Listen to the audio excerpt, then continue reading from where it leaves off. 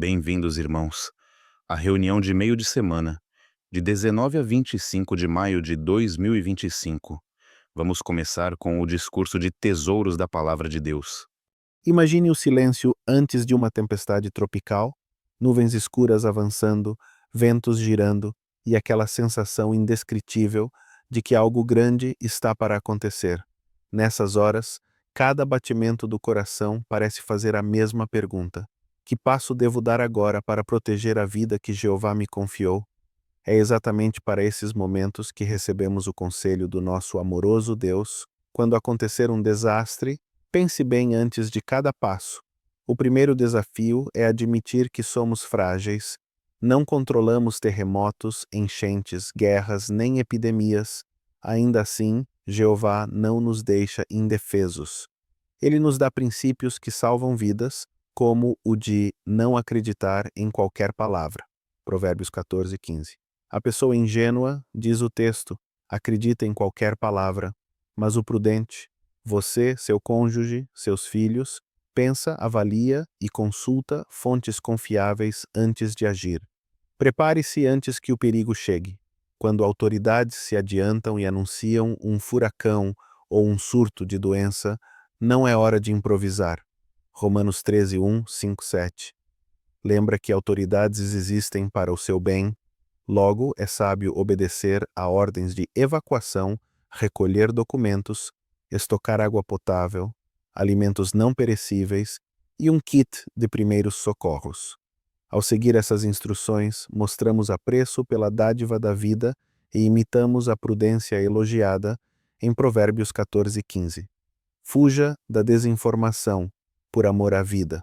Desastres costumam gerar um segundo perigo, boatos que se espalham mais rápido que o próprio furacão. Nessas horas, o corpo governante e os betéis se empenham para coletar dados confiáveis antes de decidir sobre reuniões ou pregação. Quando seguimos essa orientação, damos um belo testemunho e evitamos pânico desnecessário. Por outro lado, quem se deixa guiar pelo instinto corre sério risco, porque existe um caminho que parece certo ao homem, mas por fim leva à morte. Provérbios 14:12. Cuidado com vozes que menosprezam a organização. Alguns zombam das medidas de segurança e dizem: isso é exagero. Deus vai nos proteger de qualquer jeito. A Bíblia avisa: fique longe do homem tolo, pois em seus lábios você não encontrará conhecimento. Provérbios 14:7. Dar ouvidos a tais vozes seria como colocar a família numa estrada rompida pela enchente.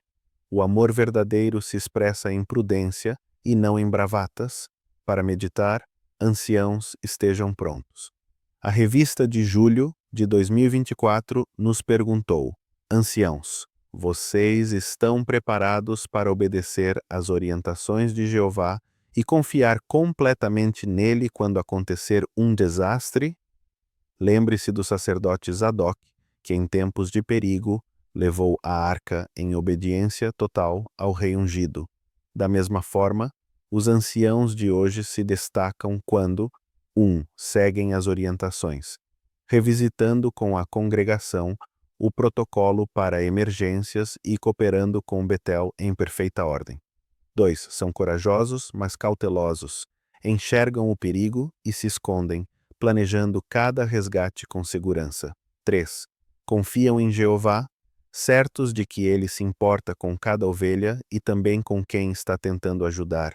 Passos práticos para cada família. Faça um plano simples: rota de fuga, ponto de encontro, contatos de emergência. Ensine as crianças a memorizar telefones úteis. Reveja periodicamente seu estoque de provisões e, acima de tudo, mantenha viva a rotina espiritual, oração, leitura bíblica, reuniões.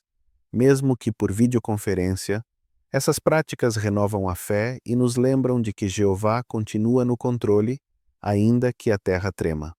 Quando sirenes tocarem ou manchetes anunciarem o pior, respire fundo, lembre-se de Provérbios 14:15 e pergunte-se: estou acreditando em qualquer palavra ou estou pensando bem antes de cada passo?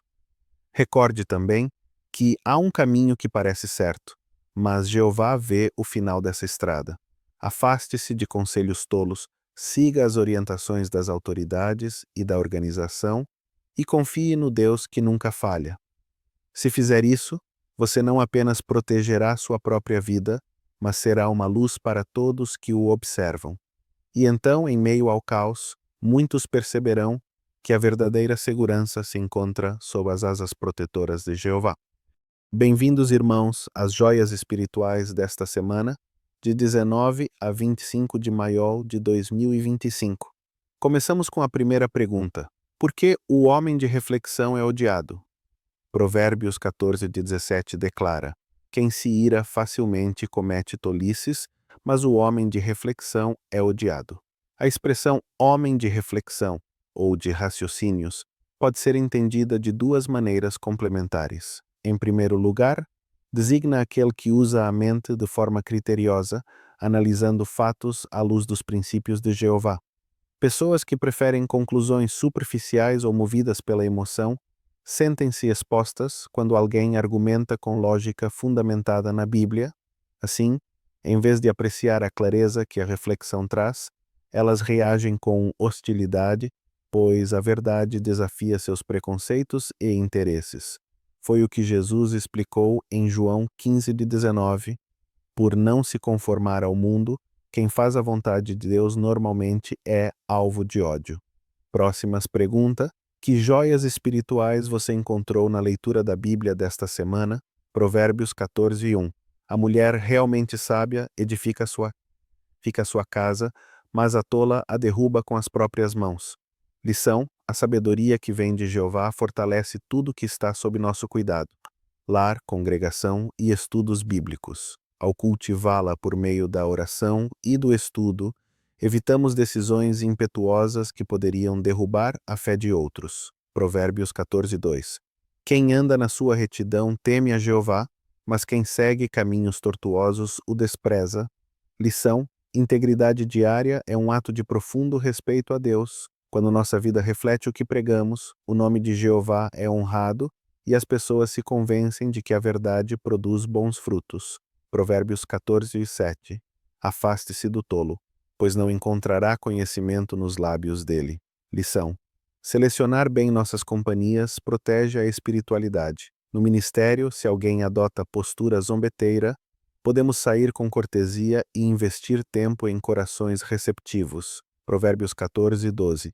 Há um caminho que parece certo ao homem, mas o fim dele é o caminho da morte. Lição: a lógica humana sem a direção da Bíblia é enganosa. Antes de aconselhar ou tomar decisões, carreira, casamento, entretenimento, pedimos orientação a Jeová para não nos desviar. Provérbios 14:15. O inexperiente acredita em tudo, mas o prudente considera seus passos. Lição: pensar criticamente evita que sejamos enganados por rumores ou apostasia. Ao preparar discursos, verificamos fontes para transmitir apenas palavras verazes que edificam. Provérbios 14:21. Quem despreza seu próximo peca, mas quem mostra favor aos humildes é feliz. Lição: a verdadeira felicidade surge da compaixão. Visitar idosos, ajudar desabrigados ou oferecer estudo bíblico a migrantes reflete o amor imparcial de Jeová e atrai os de coração sincero. Provérbios 14:23. Em todo trabalho árduo há lucro, mas só conversa leva à pobreza. Lição: metas espirituais exigem ação. Planejar revisitas, estudos e metas de pioneiro e depois agir produz lucro, crescimento pessoal e alegria no serviço. Provérbios 14:26. No temor de Jeová há grande confiança. Ele se torna refúgio para os seus filhos. Lição: famílias que estudam e oram juntas constroem um abrigo espiritual. O respeito profundo por Jeová dá segurança emocional às crianças num mundo instável. Provérbios 14:29. Quem é paciente demonstra grande discernimento, mas o impaciente promove a tolice. Lição: a paciência ao pregar desarma oposição e deixa portas abertas para novos contatos. Controlar a língua imita a longanimidade de Deus. Provérbios 14:30. Um coração calmo é vida para o corpo, mas o ciúme é podridão para os ossos. Lição: contentar-se com as designações que temos, em vez de invejar privilégios alheios, preserva a paz interior e a saúde espiritual. Provérbios 14, 31. Quem oprime o pobre insulta seu Criador, mas quem mostra favor ao necessitado o honra. Lição: a generosidade para com irmãos em dificuldades, vítimas de catástrofes e refugiados glorifica a Jeová, mostrando que somos um povo unido pelo amor. Provérbios 14, 34. A justiça exalta uma nação, mas o pecado é vergonha para os povos. Lição: embora neutros na política, exibimos um governo superior ao viver segundo as normas do reino. A conduta justa da congregação atrai sinceros, demonstrando a excelência da soberania de Jeová. Estudo Bíblico de Congregação, 12 a 18 de maio de 2025. Análise com pergunta e resposta. Vamos começar respondendo às perguntas dos parágrafos 18 a 20. Como as pessoas de Malta mostraram extraordinária bondade e que milagre Deus realizou por meio de Paulo. Os malteses demonstraram uma extraordinária bondade logo que perceberam que os náufragos tinham chegado à ilha encharcados, tremendo de frio e sem falar o mesmo idioma. Eles acenderam uma grande fogueira, acolheram os sobreviventes ao redor das chamas e criaram um ambiente de calor e proteção apesar da chuva constante. Esse gesto prático de hospitalidade, oferecer abrigo, calor e apoio sem esperar nada em troca, refletiu compaixão genuína pelos estrangeiros. Enquanto ajudava, Paulo recolheu gravetos para alimentar o fogo. Nesse momento, uma víbora venenosa saiu do feixe e mordeu-lhe a mão, ficando presa ali. Os habitantes concluíram que ele sofreria um inchaço fatal, entendendo o episódio como punição divina. No entanto, Deus realizou um milagre por meio de Paulo. O apóstolo sacudiu a cobra para dentro do fogo e não sofreu nenhum dano. A proteção divina demonstrada naquele instante provou que Jeová estava com Paulo, transformando a cena num poderoso testemunho para todos os presentes. 21. Parte A. Que exemplos de declarações exatas encontramos nessa parte do relato de Lucas? Lucas demonstra precisão ao registrar vários detalhes, identifica Públio com o título oficial, o homem principal da ilha, expressão confirmada por duas inscrições arqueológicas maltesas, especifica que Paulo e seus companheiros foram hospedados por 3 dias, e descreve a enfermidade do pai de Públio com termos médicos exatos, febre e disenteria, revelando o cuidado clínico característico de um médico observador. 21. Parte B. Que milagres Paulo realizou e que efeito isso teve nas pessoas de Malta? Paulo orou e, impondo as mãos sobre o pai de Públio, curou-o imediatamente. O milagre repercutiu entre os habitantes, que então levaram muitos outros enfermos a Paulo. Estes também foram curados. Profundamente agradecidos, os malteses supriram generosamente as necessidades de Paulo e de seus companheiros, reconhecendo que estavam diante do poder de Deus. 22. Parte A. Como certo professor universitário elogiou o relato de Lucas sobre a viagem a Roma. Um professor universitário afirmou que o relato de Lucas se destaca como um dos mais vívidos exemplos de narrativa descritiva de toda a Bíblia, ressaltando que os detalhes sobre navegação do primeiro século e as condições do Mediterrâneo Oriental são tão exatos que certamente se basearam em anotações de um diário de bordo feito durante a viagem. 22. Parte B. O que consideraremos no próximo capítulo?